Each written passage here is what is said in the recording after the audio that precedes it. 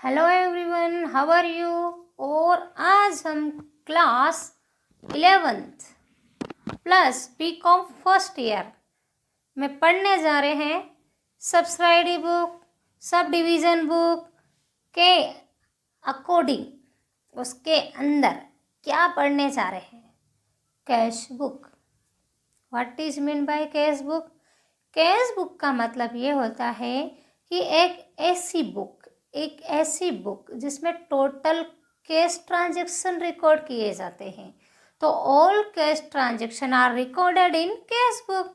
नाम ही कैश है, नगद है, मतलब कि कोई भी उधार लेन देन हुआ, क्रेडिट ट्रांजैक्शन इसमें रिकॉर्ड नहीं किया जाएगा। क्या किया जाएगा? All cash transaction. नगद माल खरीदा, cash purchase, cash sales, cash payment, cash receive, cash expenses तो हमेशा कैश में ही होते हैं। ठीक है, तो ये कौन सी कैश बुक से बनाने जा रहे हैं? Simple cash book. और कैश जैसे कि नाम से ही शो हो रहा है, कैश मतलब नगद, रोकड़ बही। हिंदी में बोलेंगे रोकड़ बही।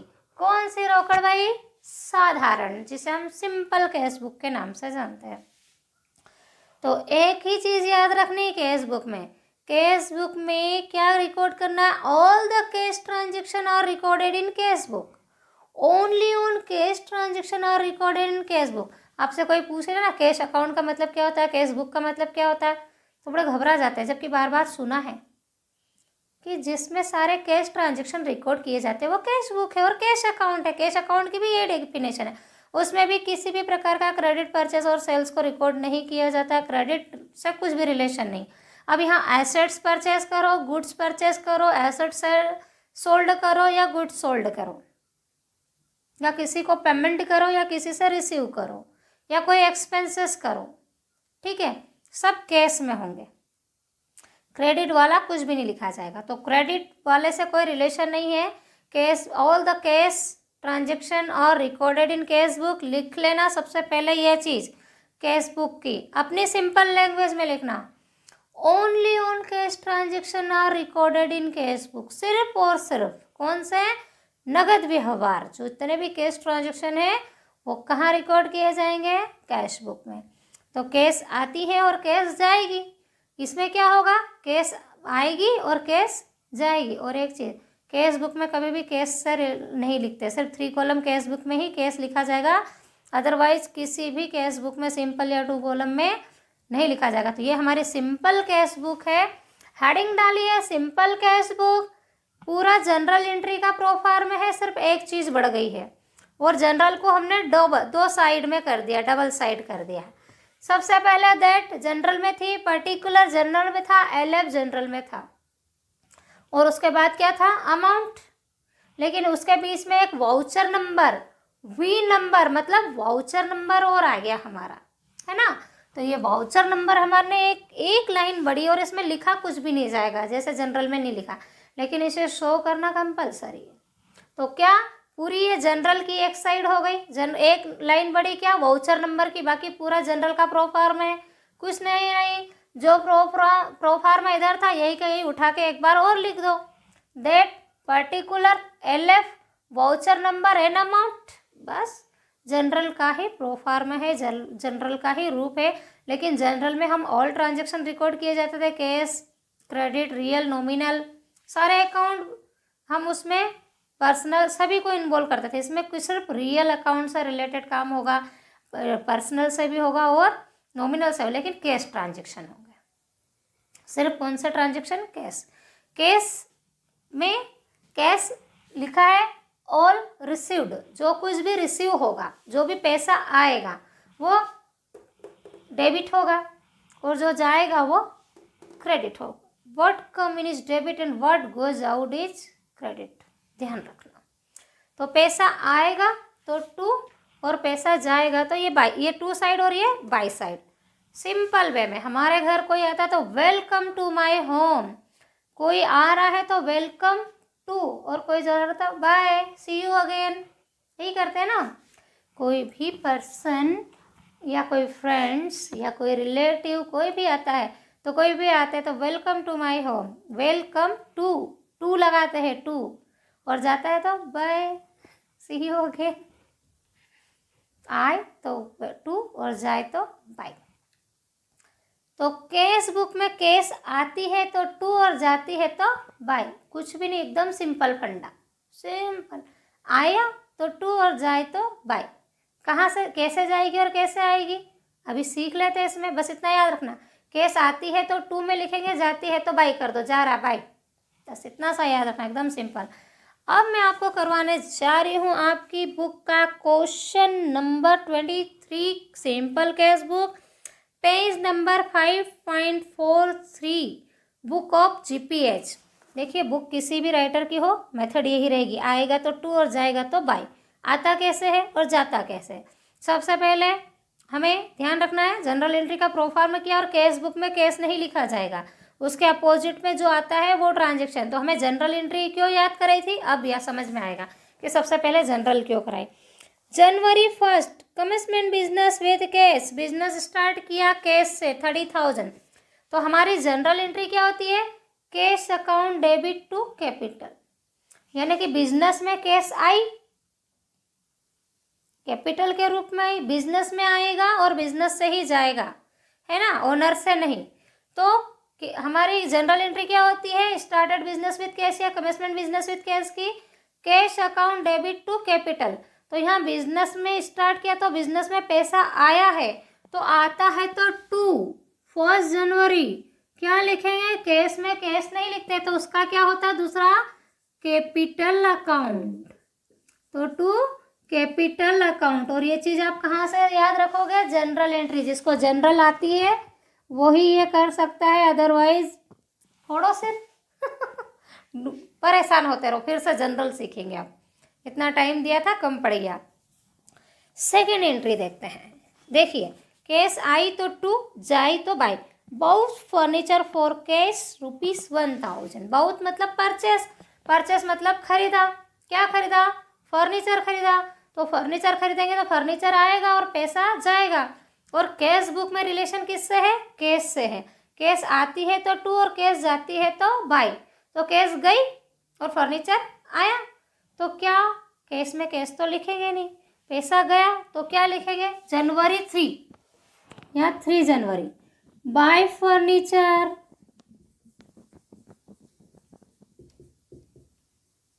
बाय फर्नीचर अकाउंट ₹1,000, 1,000 रुपये का फर्नीचर खरीदा तो फर्नीचर आया और पैसा गया।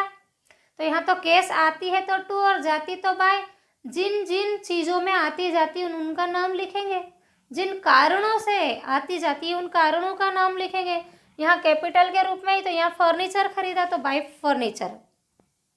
नेक्स्ट 8 जनवरी को बाउथ गुड्स फॉर कैश, और बाउथ यानी परचेस गुड्स, तो कितना, जनवरी 8, बाय परचेस, फिर परचेस करेंगे तो माल आएगा और पैसा जाएगा। तो यहाँ जा रही है तो जाती है तो बाय, कहाँ गई, परचेस, बाय परचेस अकाउंट, कितने रुपए, 10,600,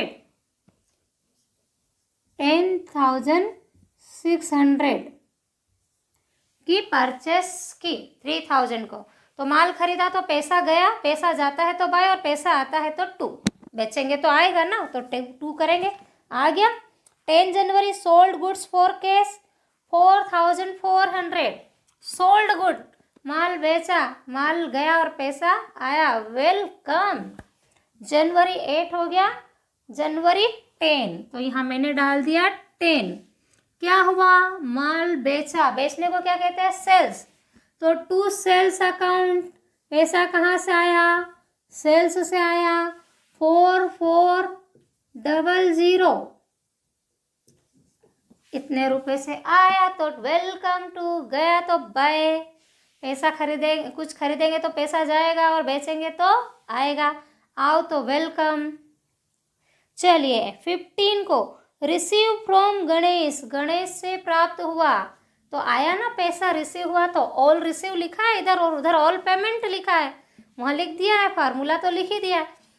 पैसा आया किससे रिसीव हुआ, गणेश से, तो टू गणेश, और डेट क्या दी है 15 जनवरी टू गणेश, किसने दिया? टू गणेश, और गणेश के आगे अकाउंट वर्ड नहीं लिखेंगे, नाम के आगे 8,000 रुपीज।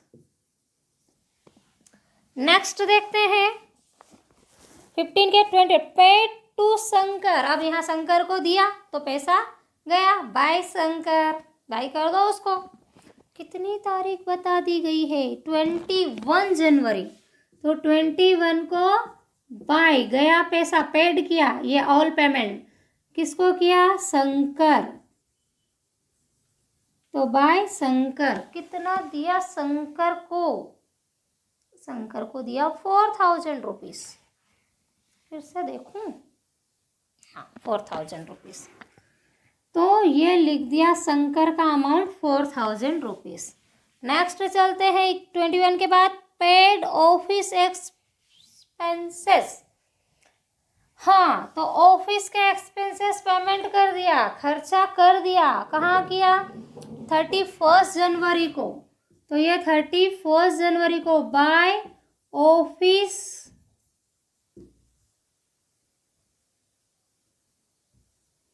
Expenses account. कितने खर्च किए? 3750, यस 1750 नहीं 3750, 3750 द एंड।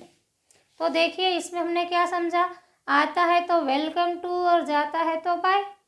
तो कैश पैसा आएगा तो टू और जाएगा तो बाय। कुछ खरीदेंगे, किसी को पेमेंट करेंगे तो जाएगा, कोई हमें रिसीव, किसी से रिसीव होगा तो आएगा, कोई माल बेचेंगे तो आएगा।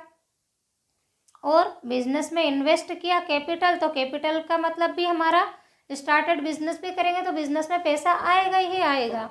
चलिए इनका बैलेंस निकालना है। क्या करना है? बैलेंस निकालना है।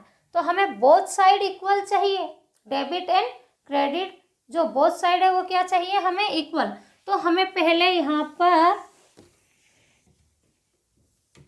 ये मैंने ड्राइंग लाइन खींच दी। पहले ये देखना पड़ेगा कि बड़ा किधर है। 30, 38, 42,400। तो मैं यहाँ अंदर ना लिखते हुए पहले इनको देख लेती हूँ। 42,400 किसका? डेबिट साइड का। अब मुझे क्या करना है? क्रेडिट साइड का। 10,600, 10 and 11 and 4 15, 15 and 3 18,000 तो ये हो गया, और 750 और 6,000 मतलब 19,350 रुपीज हो रहे हैं। इधर का टोटल कितना? 19,350।